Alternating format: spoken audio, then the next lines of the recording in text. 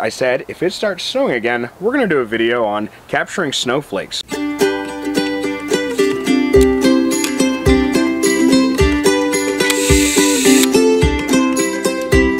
Hey, what's up you guys? Nick here. For those of you who are new to my channel, my name is Nick. I am a professional photographer. I've been shooting professionally for about 3 years now. And for those of you who are returning, thank you guys again for checking out another video. Please hit the subscribe button if you haven't already. So as I promised in the last video, I said if it starts snowing again, we're going to do a video on capturing snowflakes. So I'm out here today with my Nikon D5100, my Yongnuo 50mm 1.8, and my SB28 Nikon Speedlight, so that we can try and capture some snowflakes. Now I've kind of been playing around with some shots to get this all tuned into where I wanted it. So I have my Speedlight set at 200 ISO, 1/8 of a second, 50mm f5.6. My camera is set at 1/320th of a second, f11, ISO 1000, because it's kind of a gray day. Now, we're going to fire a shot off real quick. We're going to take a photo of it just without the speedlight, and I'll show the example on how we're not catching any of the snow that's falling all around me right now.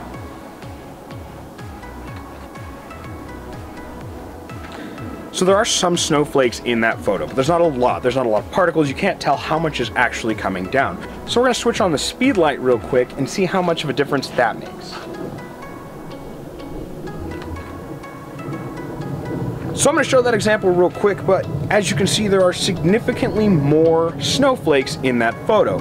And the reason is your speedlight is actually reflecting off of them, creating additional light in the photo and bouncing it back for your lens to see. It lights those snowflakes up so the camera sensor can read them and document it as something in the photo. So you take a boring gray day, like our first photo, and you get a winter wonderland snowfall day.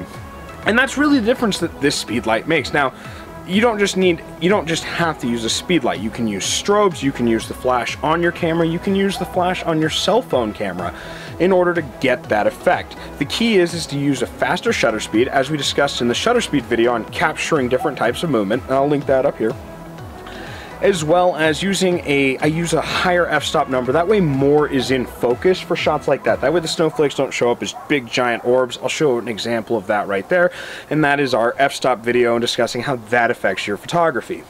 Now, one of the important things that we discussed in the manual mode video, which I'm going to link right up here, is the importance of manual mode. It's giving you full control of your photo. So being able to use manual mode and punching in all the numbers you need to punch in order to get those photos is extremely important, especially in conditions like that with specific things that you want to capture. So I probably just Doppler affected you guys. Basically, using manual mode is important in order to capture scenes like this.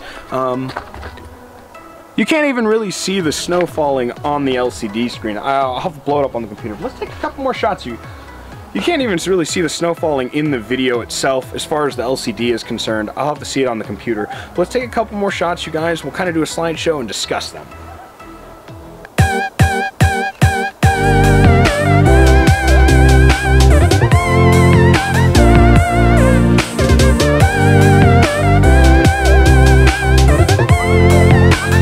Now in the last shot, you're going to see that the swing set is lit up. That's one of the things you got to watch for when shooting with a speedlight like this.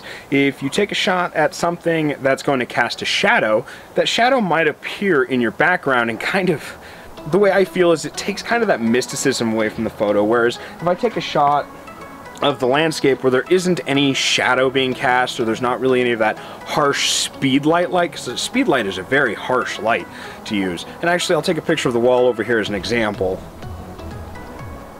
Actually, it'll be the tree. So as you can see, it's a really, really harsh light, and it's kind of ugly, and it's paparazzi-y. So the ability to not have a shadow cast or having that tinted, speedlight light on anything other than the snowflakes is important in these situations. So let's do that tree. I think that tree's far enough that it won't have any of that gross light.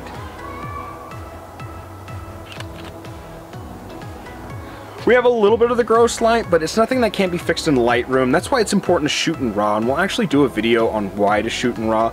But basically it'll allow us to change our white balance around and kind of bring the tone of that photo down. So those are the important tips to take with you when you want to shoot snowflakes, to capture that winter wonderland and not just have your boring gray, dreary kind of photos, but to really make it kind of a winter wonderland kind of photo shoot. Is the speed light is very, very important for that, or any style of flash. That way you create more light to reflect off the snowflakes. You're not hoping for your ambient light in order for you to capture them. You want to use a faster shutter speed so that you can actually capture the snowflakes in place and they don't look like floating orbs. It gets kind of, you know, that's more of your spiritual photography and your seance photography, stuff like that. You don't want that motion. You want to kind of capture them right where they're at. Capture that moment and have the snowflakes then and there.